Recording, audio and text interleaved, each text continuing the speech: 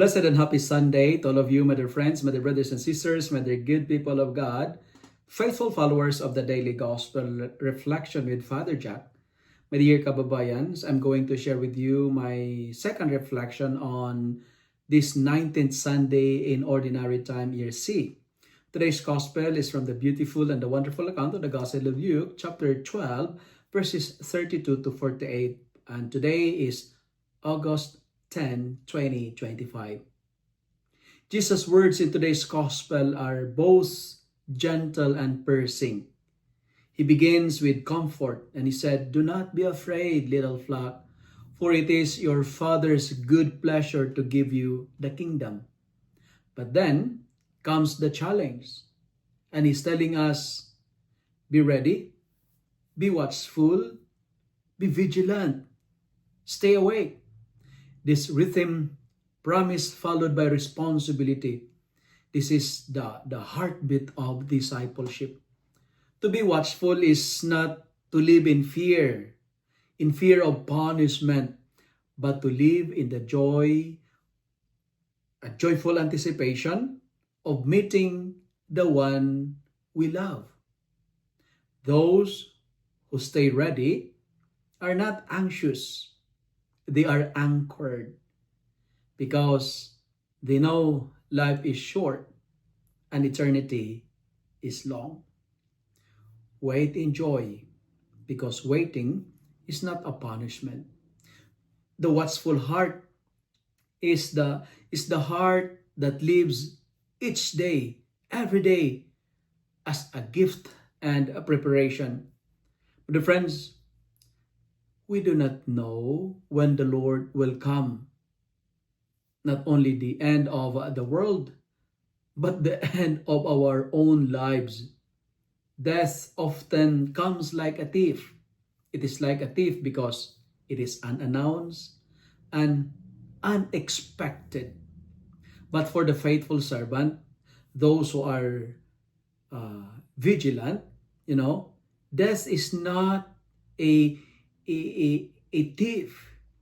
It is the arrival of the bridegroom. It is just like a homecoming.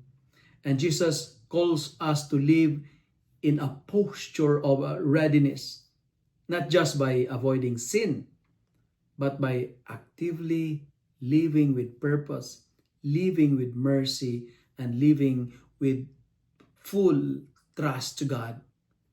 Our lamps must be burning, not merely lit once long ago, but continually fueled by grace, fueled by prayer, and fueled by our good works.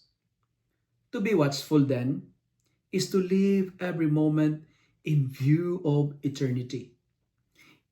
It is to be mindful of our choices, to be mindful of our words, our treatment of others, and the state of our soul and spirit.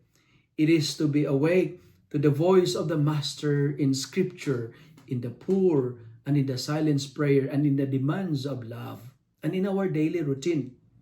Jesus promises, and this is the promise of God, blessed is the servant whom the Master finds doing so when he returns. My dear friends, there is blessedness in waiting. That blessing is not just a future reward. It is a deep peace, serenity. I call it tranquility, comes from knowing we are living in the will of God today. Blessed indeed are the watchful. Blessed indeed those who are vigilant, for they will be ready to rise when the Master comes and enter his joy, enter his glory with joy. And finally, my dear friends, my dear brothers and sisters, my dear followers, remember this, as what I've told you, blessed are the watchful.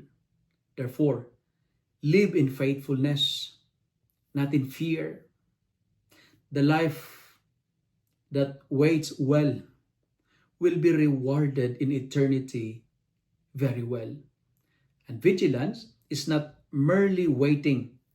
It is an active preparation, like it is a living, it is living in such a way that our lives speaks even in silence. Come, Lord Jesus. The vigilant soul is not panicked, but peaceful, not restless, but ready. For the one who has lived with integrity and love, death is not the end. It is the master knocking at the door with a reward in his hand.